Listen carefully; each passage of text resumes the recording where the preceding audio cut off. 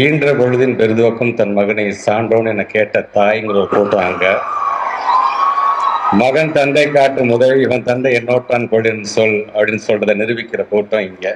ரொம்ப ஒரு மகிழ்ச்சியோடு உணர்ச்சி வசப்பட்ட ஒரு நிலையை தான் இங்க நான் நின்றுட்டு இருக்கேன். நான் உள்ளே நுழையும் போதே பாத்தீங்கன்னா, நாங்க விளையாண்ட இந்த கிரவுண்டு, நாங்க பயன்படுத்திய லைப்ரரி, நாங்க எக்ஸாம் எழுதின ஹால், இந்த என்ட்ரன்ஸ்ல நாங்க உள்ள பைக்ல வந்தது, ஃப்ரெண்ட்ஸோட உட்காந்து பேசினது, இன்னும் அது ஓடிக்கிட்டே இருக்கு. என்னால அதை மறக்கவே முடியாது. அதுலேயே என்னால வெளியிலே வர முடியல. அதுக்குள்ள என்ன சீஃப் கெஸ்ட் என்ன நடுப்புற உட்கார வச்சுட்டாங்க. நாங்க இங்க 95 to 98ல BSc computer science and 98 to 2001 MCA முடிக்கும் பொழுது கூட இந்த கிராஜுவேஷன் டே அப்படின்னு வரும்பொழுது கிட்டத்தட்ட பார்த்தீங்கன்னா வேலை தேடி நாங்கள் ஒவ்வொரு பகுதியாக நாங்கள் சுத்திட்டே இருக்கும்போது அந்த கிராஜுவேஷனை கலந்து கொள்ள முடியல.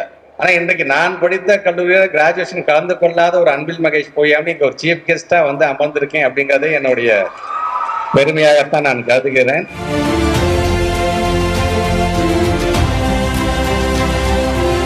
ஸ்டூடெண்ட்ஸ், இது ரொம்ப முக்கியமான நாள் உங்களுடைய வாழ்க்கை. ஏன்னா இதை முடிச்சுட்டு நீங்க வெளி உலகத்துக்கு போக போறீங்க. ஸ்கூல் முடிச்சா ஒரு சின்ன கேம்பஸ், கல்லூரி ஒரு மிகப்பெரிய கேம்பஸ், வந்தோம் முடிச்சிட்டோம்.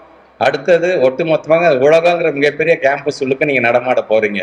அதே நேரத்தில் நம்முடைய பெற்றவங்க உங்களுக்கு வைக்கிற வேண்டுகோள், இன்னைக்கு எங்க பிள்ளைங்க படிச்சுட்டு பட்டதாரி ஆகுறாங்க அப்படின்னா நீங்க படுற கஷ்டத்தை மனசார உள்ளார வாங்கிக்கிட்டு இன்றைக்கு இந்த நிலையில் வந்திருக்க முதல்ல அவங்களுடைய உழைப்பிற்கு நாம் எல்லாரும் சேர்ந்து நாம் நம்முடைய பாராட்டுகளை நம்ம தெரிவிச்சுக்கணும். இன்னைக்கு நம்ம பட்டதாரிகளாக இன்னைக்கு இருக்கக்கூடிய நம்முடைய மாணவ செல்வங்கள் பெற்றவங்க ரொம்ப கஷ்டப்பட்டு நம்மளை படிச்சு வச்சிருக்காங்க. அவங்களோட கஷ்டத்தை நம்மகிட்ட சொல்லாம கூட படிக்க வச்சிருக்காங்க. அதை உணர்ந்து கொண்டு இனி நீங்க வைக்கக்கூடிய ஸ்டெப்ஸ் ஒவ்வொன்றும் வெரி வெரி மெச்சூர்ட் ஸ்டெப்ஸாக இருக்க வேண்டும். எதை தேடி போறோம், எந்த நேரத்தில் நம்ம செட்டில் ஆக போக போறோம்.